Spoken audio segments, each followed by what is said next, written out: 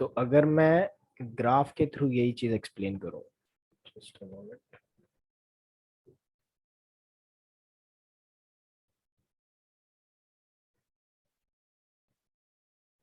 So let's take this, let's draw a graph.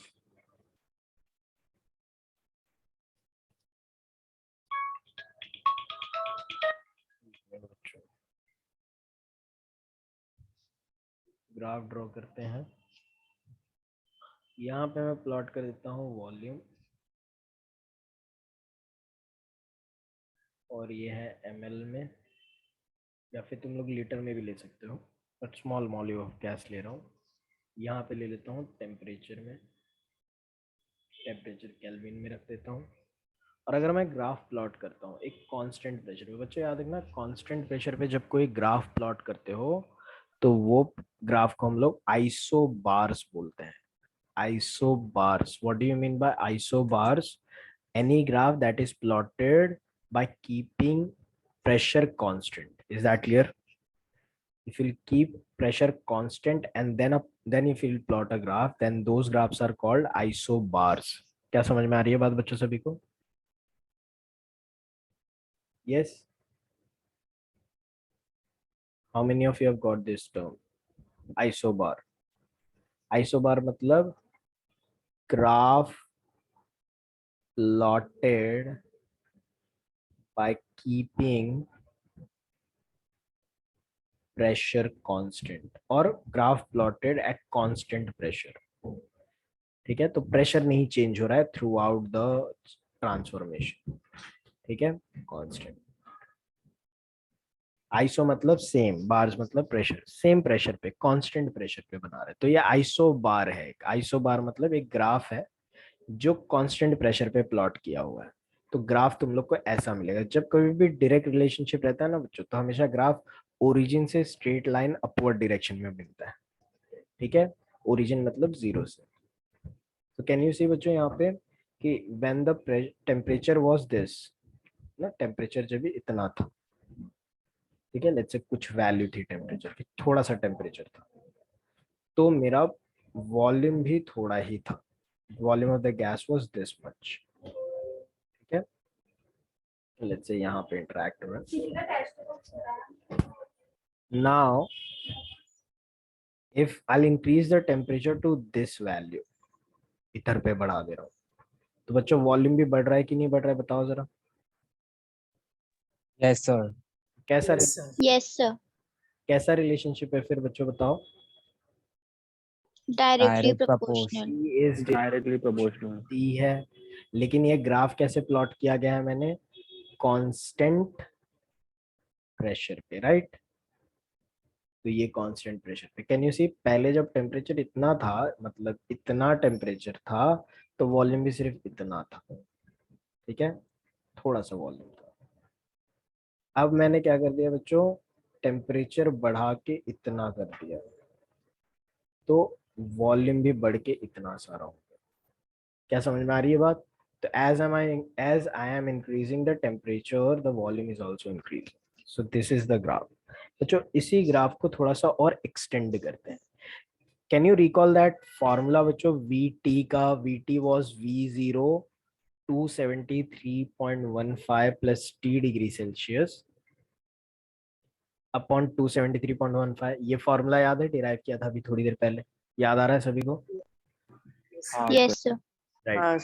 If I keep T degree Celsius में, मैं अगर suppose बच्चों 0 kelvin ले लूं, 0 kelvin is how many degree Celsius बच्चों, convert करके बताओ। The formula is kelvin is equals to degree Celsius plus 273।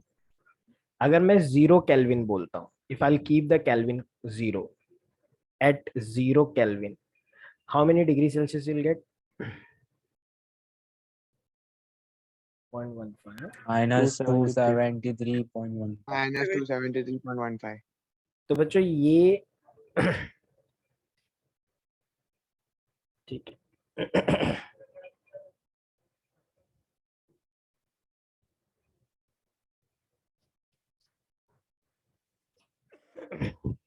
Just a minute.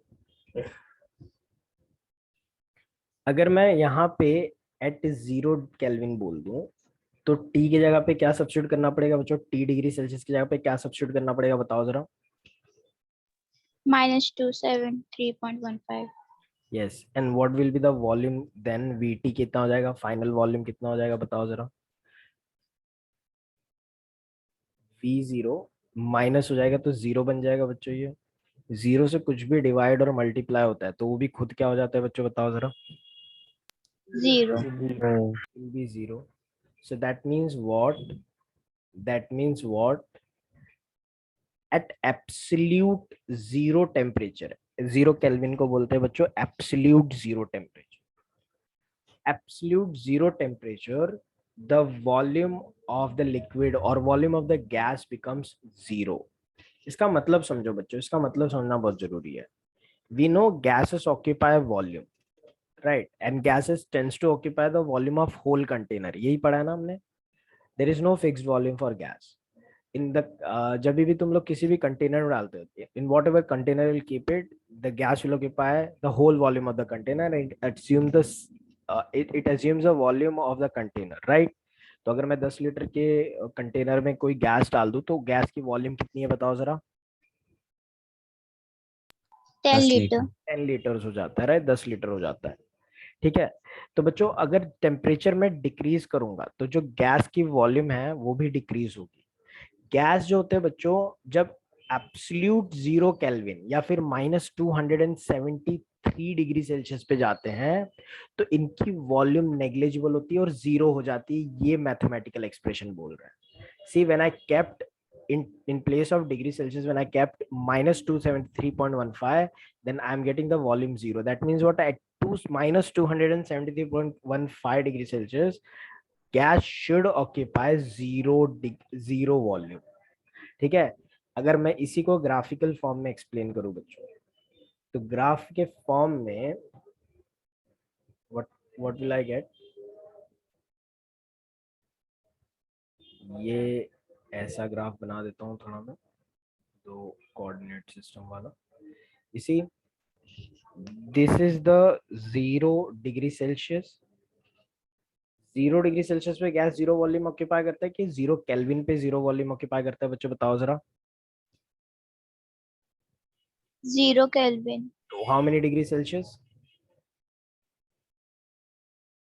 0 kelvin is -273.1. yes, so Minus to make the volume 273.50. zero, to make the volume zero I should go even more far beyond, और 273.15 मिल जाएगा यहाँ पे degree Celsius. तो zero से इधर पे negative होगा। So when you will plot a graph from absolute zero kelvin, तो एब्सोल्यूट जीरो पे वॉल्यूम कैसा रहेगा बच्चों? जीरो। कितना वॉल्यूम है? जीरो वॉल्यूम, 0 लीटर ऑक्यूपाई कर रहा है gas. So and as you will start increasing the temperature by 1 degree Celsius or 1 Kelvin, you will slowly get the volume increased, और धीरे धीरे धीरे धीरे वॉल्यूम ऐसे इंक्रीज हो जाएगा। So what kind of graph you are getting here? You are getting a graph starting from this end ऐसे बन जाएगा। क्या बात समझ में आ रही है सभी को? Yes, sir. ठीक है।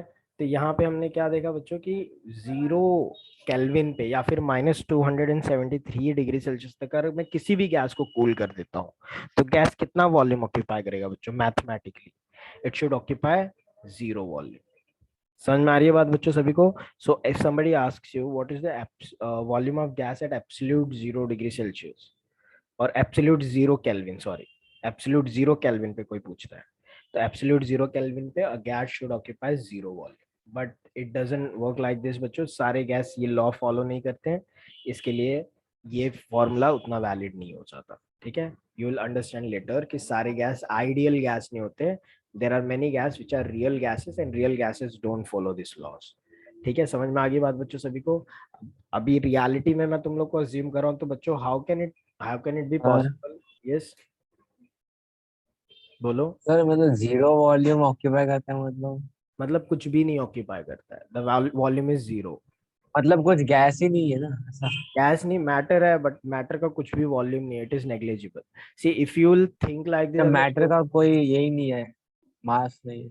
मैटर का मास है, सब कुछ होता है मैटर का, बट उसका जो वॉल्यूम ऑक्यूपाई कर रहा वॉल्यूम है दैट इज नॉट पॉसिबल ना। ये सुन के थोड़ा और लग रहा होगा ना तुझको कि मैटर है, सब कुछ है, तो वॉल्यूम कैसे जीरो हो जा रहा है?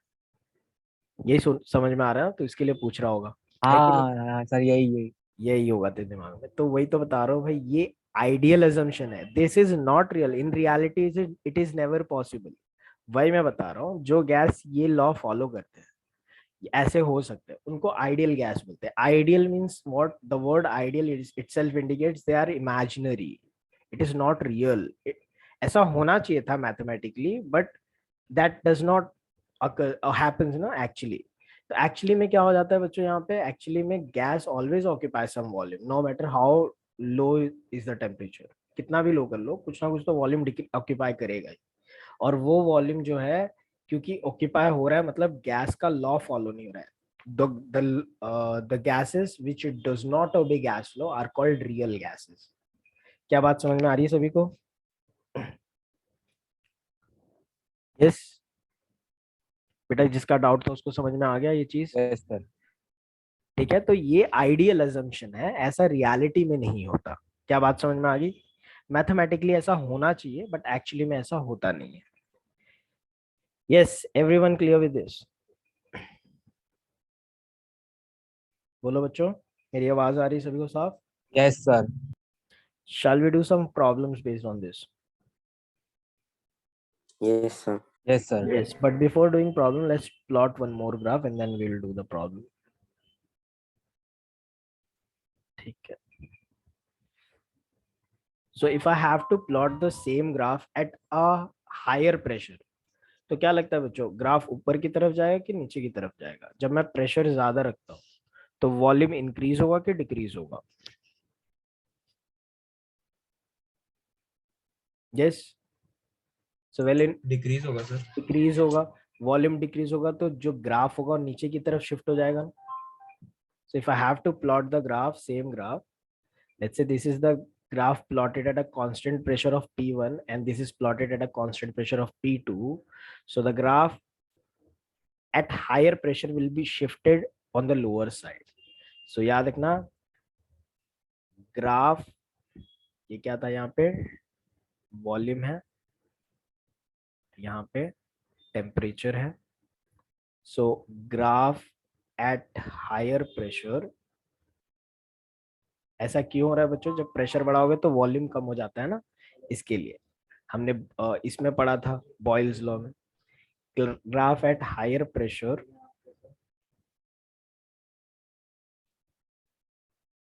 Is shifted to lower side. क्या बात समझ में आ रही है सभी को? जैसे जैसे प्रेशर बढ़ाओगे, so here P2 is greater than P1, जैसे जैसे प्रेशर बढ़ाओगे ग्राफ तुम्हारा नीचे की तरफ को शिफ्ट होते हुए चल जाएगा। ऐसे मैं और ज्यादा प्रेशर करूंगा तो क्या होगा, ग्राफ और नीचे शिफ्ट हो जाएगा। क्या बात समझ में आ रही है सभी को, क्यों ग्राफ नीचे शिफ्ट हो रहा है? Yes sir. चलो बढ़िया। तो ये चीज अच्छे से समझ लेनी है बच्चों तुम लोगों को, ये चीज हमने समझ लिया। एक दो प्रॉब्लम करें इस पे बेस बच्चों, ठीक है? Yes sir. चलो एक क्वेश्चन देता हूं, try to do it. So we have this question, at what temperature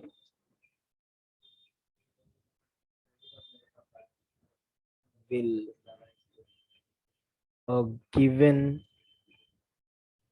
sorry, a given mass of a gas occupy a volume of 200 liter if it occupies a volume of 260 liter at a temperature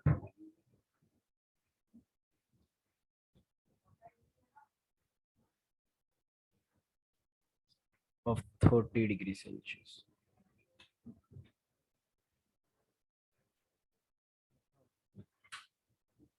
-30 degrees Celsius. Now here you see, you should note the pressure is constant.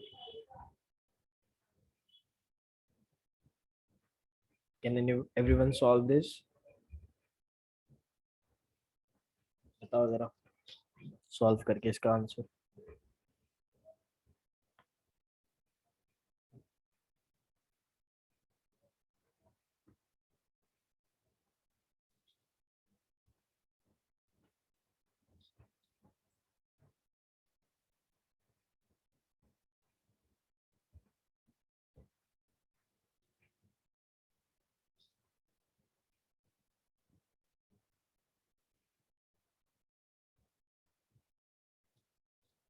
Yes, answer आएगा तो बच्चों बताना है। ये 200 litre है, litre L.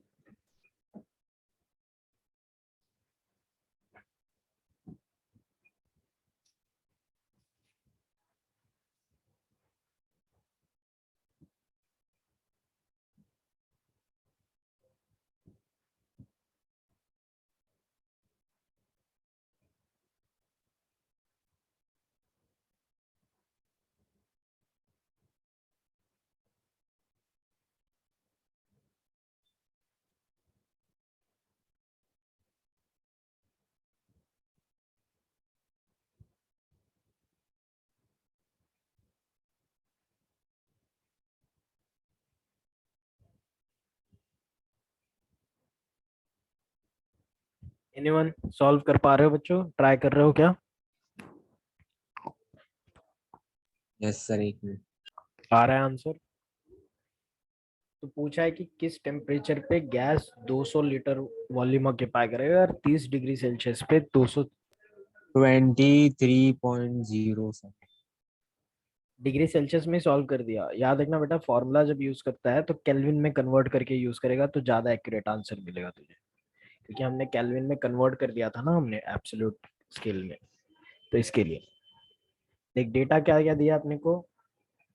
Let's मान लेते हैं बच्चों इनिशियल टेम्परेचर T1 दे रखा है 30 डिग्री सेल्सियस, तो इसको 273 ऐड कर दे तो केल्विन मिल जाएगा। कितना मिल जाएगा? 303 केल्विन, राइट। वॉल्यूम जब कितना दे रखा है V1 अपने को ले लेते हैं 260 लीटर।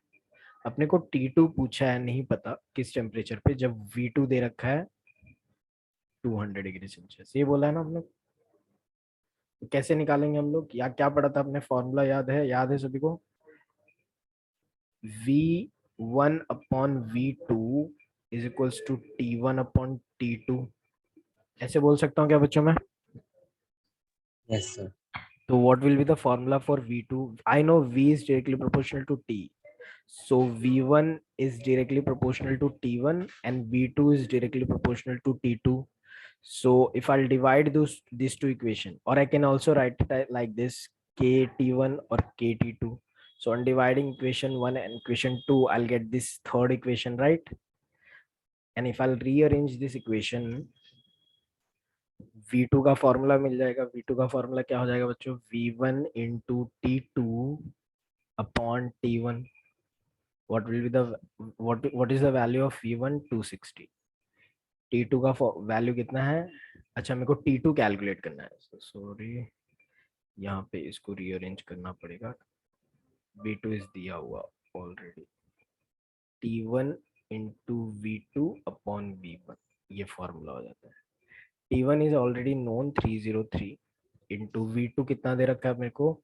200 दे रखा है, और V1 दे रखा है 260। तो कैंसिल करो बच्चों, बताओ कितना आ रहा है सॉल्व करके।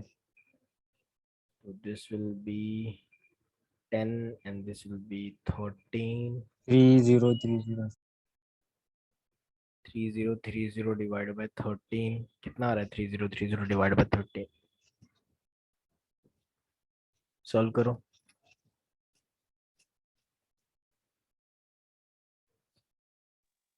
सर 232 या 233 यार। 233 आ रहा है kelvin. So this is the temperature at which your volume will be 200 degree Celsius, 200 liters।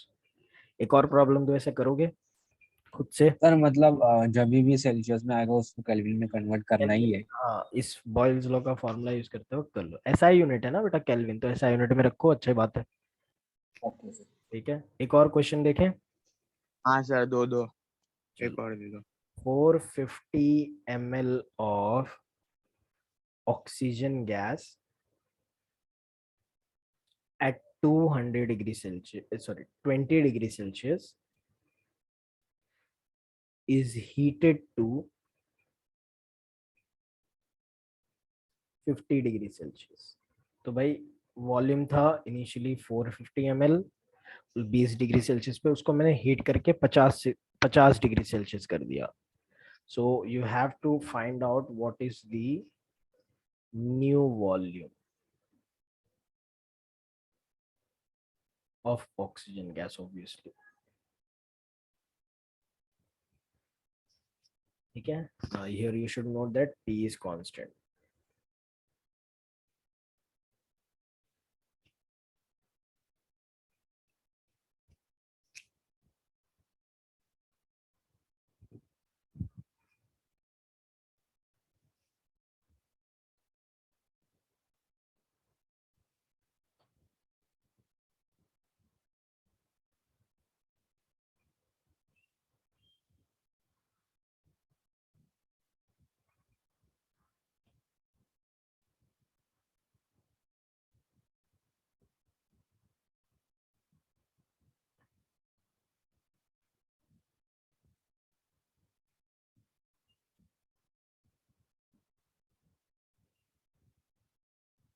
Solve कर रहे हो बच्चों? आ रहा है सॉल्व करना?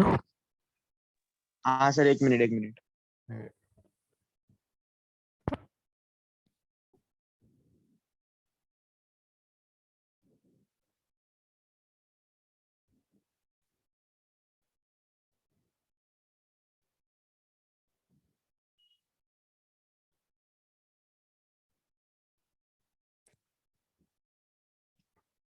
सर 496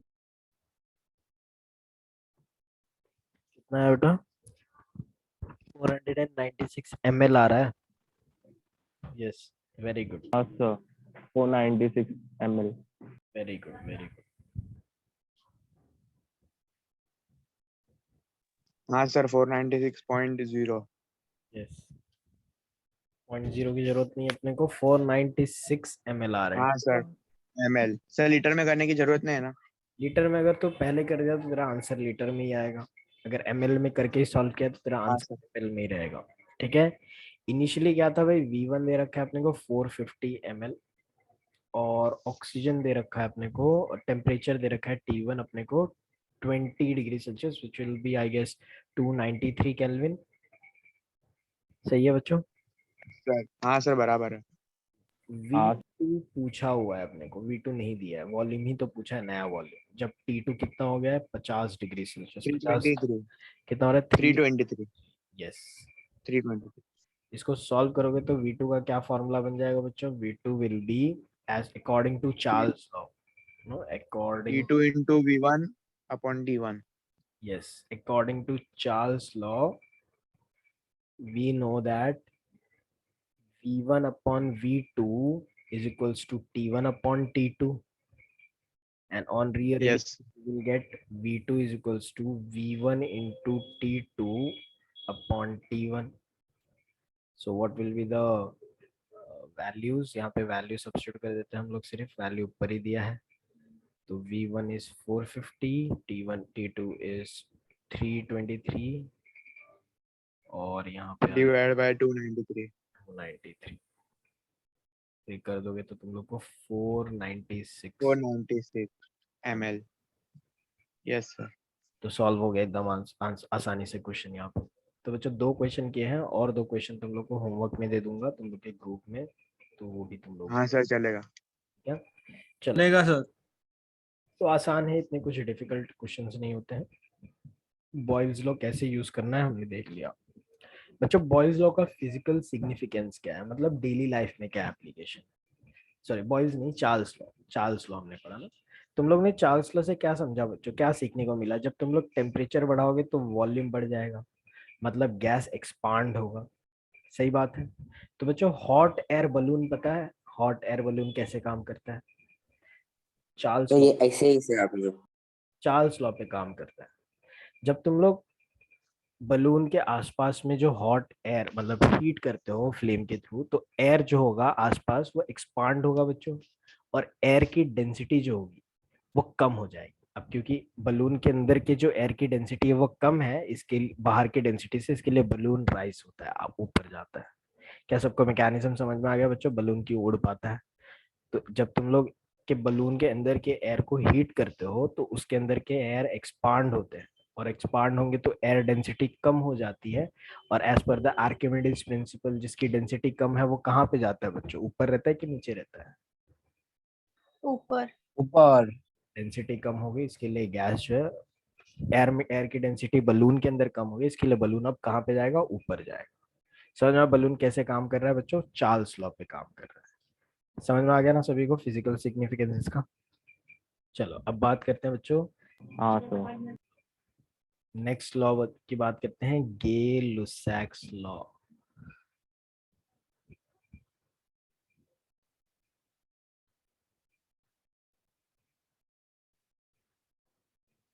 ठीक है, इसको तुम लोग बोल सकते हो बच्चों pressure temperature relationship. Pressure temperature relationship.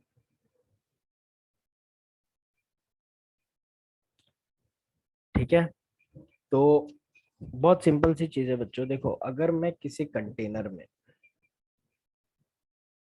Gas fill कर देता हूँ, और पैक्ड कंटेनर है, गैस फिल करके पैक कर दिया, ठीक है, तो वॉल्यूम चेंज होगा क्या बच्चों जब पैक्ड कंटेनर है? No tightly sir. हर जगह से नो पैक। सर। उतने ही कंटेनर को मैं दो अलग अलग टेम्परेचर पे रखता हूँ, so I cannot change the volume. So what is constant this time here? What is constant बच्चों? What is not? Volume. Volume is constant. ठीक है, तो यहाँ पे मैं बोल सकता हूँ constant is volume, constant volume।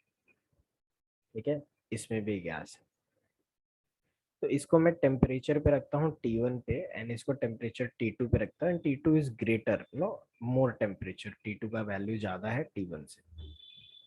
ठीक है, हीट किया दोनों को कंटेनर में, सेम अमाउंट ऑफ गैस है, फिक्स्ड अमाउंट ऑफ गैस है, जितना मोल यहाँ पे, अगर एन नंबर ऑफ मोल्स यहाँ पे, तो एन नंबर ऑफ मोल्स यहाँ पे एक ही गैस के। तो बच्चों बता सकते हो तुम लोग, दोनों गैस के अंदर के कंटेनर का प्रेशर जो है सेम ही होगा कि अलग अलग होगा?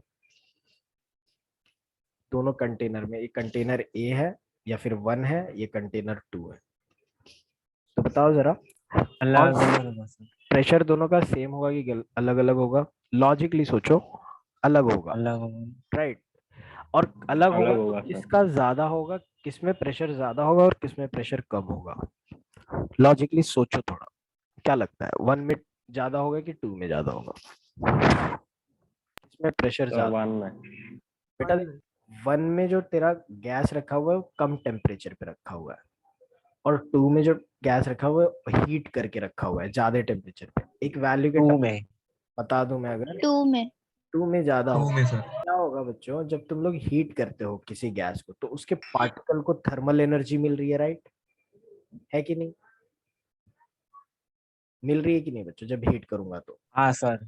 थर्मल एनर्जी मिलेगी, तो गैस के पार्टिकल इधर उधर भागेंगे उस एनर्जी को यूज करने के लिए, because that thermal energy is increasing the kinetic energy of the gases, and during this random motion they will collide with each other and also with the wall of container.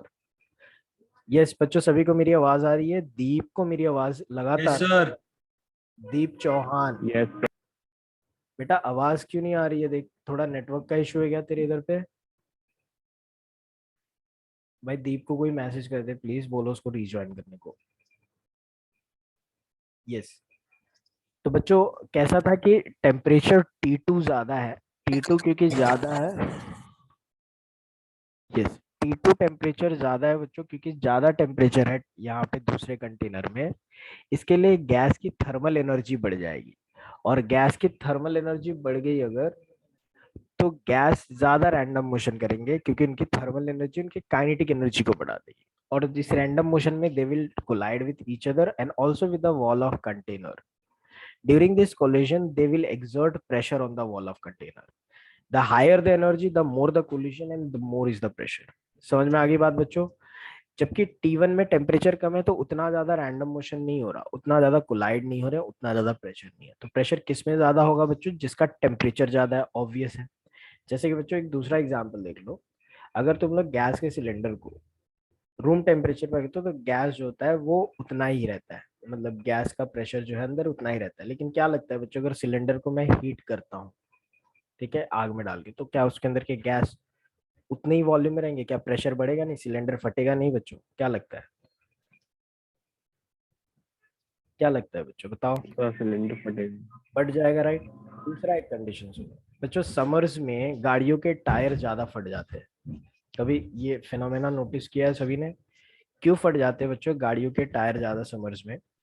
क्योंकि वो tyres के अंदर जो gases होते हैं दे tends to expand मोर, ठीक है, because temperature बाहर का ज्यादा है, रोड के टेम्परेचर समर्स में ज्यादा होते हैं, जिस वजह से अंदर जो टायर के अंदर गैस होता है बच्चों वो एक्सपांड होने का कोशिश करता है, एंड इस वजह से टायर बढ़ जाता है। तो इधर से क्या समझ, टायर फट जाता है बच्चों।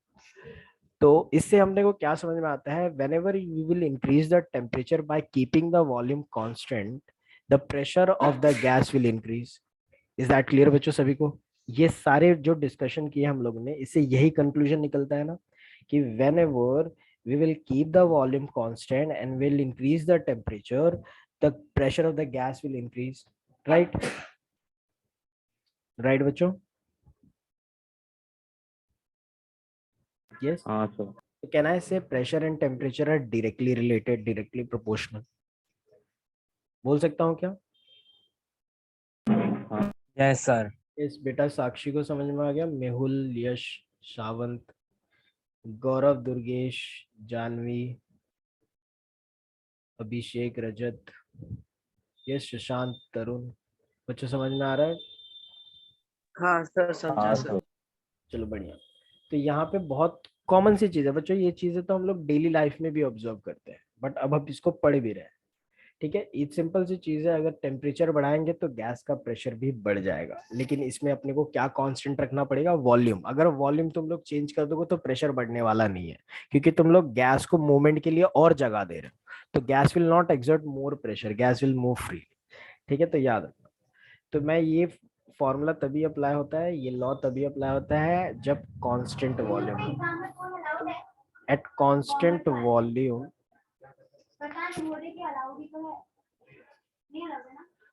the pressure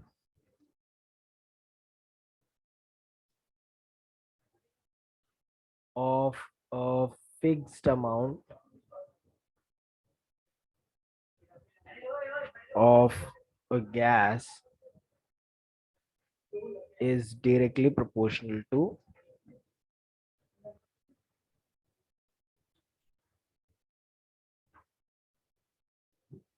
temperature, ठीक है।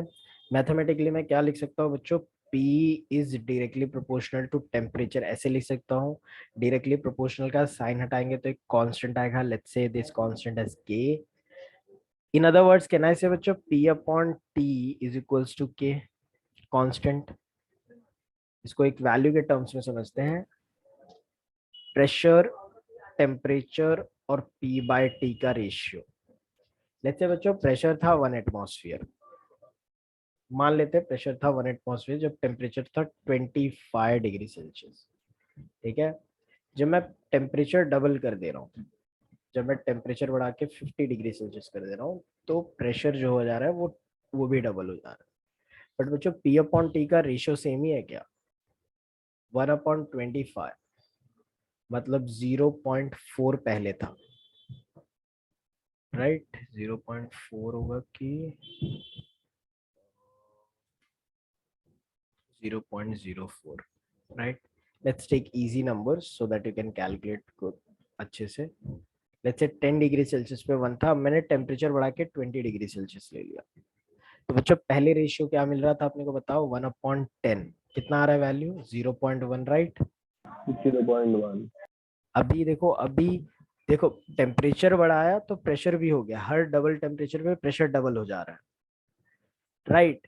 लेकिन इनका रेशियो में चेंज आ रहा है क्या बच्चों, बताओ जरा? सर रेशियो तो सेम ही है ना, 0.1 पहले पहले भी था, 0. अभी भी। Yes, sir. तो मैथमेटिकली भी तो वही बोल रहा हूँ मैं। मैथमेटिकली क्या बोल रहा हूँ बच्चों की प्रेशर और टेम्परेचर का रेशियो जो है वो कांस्टेंट रहेगा हमेशा। ठीक है, प्रेशर कितना भी बढ़ा लो टेम्परेचर भी उतने ही फैक्टर से बढ़ जाएगा, लेकिन इनका रेशियो जो है हमेशा सेम रहेगा।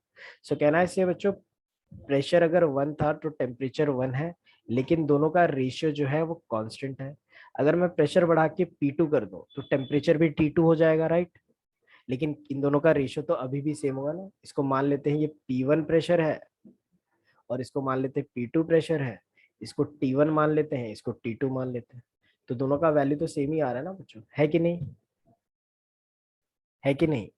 हाँ तो कहना है इसे P1 upon T1 is equals to P2 upon T2। बोल सकता हूँ क्या? yes ठीक है बेटा। शुभ इज आस्किंग कि सर ये गैस लॉ के एक्सेप्शंस नहीं है ना। द गैस लॉ का तो बहुत सारा एक्सेप्शन है। ठीक है, एक्सेप्शन तो मैं बता दूं, to be honest none of the real gases that we are surrounded with follows this law. ठीक है, these laws are only obeyed by ideal gases. ठीक है, आइडियल कंडीशंस पे ही ये लॉ अप्लाई होते हैं। ठीक है, नॉर्मल रूम कंडीशंस पे लॉ अप्लाई नहीं होते। समझ में आ गई बात बेटा? तो ये एक्सेप्शन से भरे पड़े yes law। sir. ठीक है, तो ये चीज याद रखनी है। So if only I know P1, P2, T1, so can I calculate T2? So if I know 3 of these values, 3 value जान जाऊं तो एक अननोन में पता कर सकता हूँ कि नहीं कर सकता हूँ? आराम से कर सकते हैं ना हम लोग, है कि नहीं। चलो yes sir. अब बच्चों रीजॉइन करो तो इसके ग्राफ बनाना सीखेंगे। रीजॉइन करो फटाफट। Okay sir.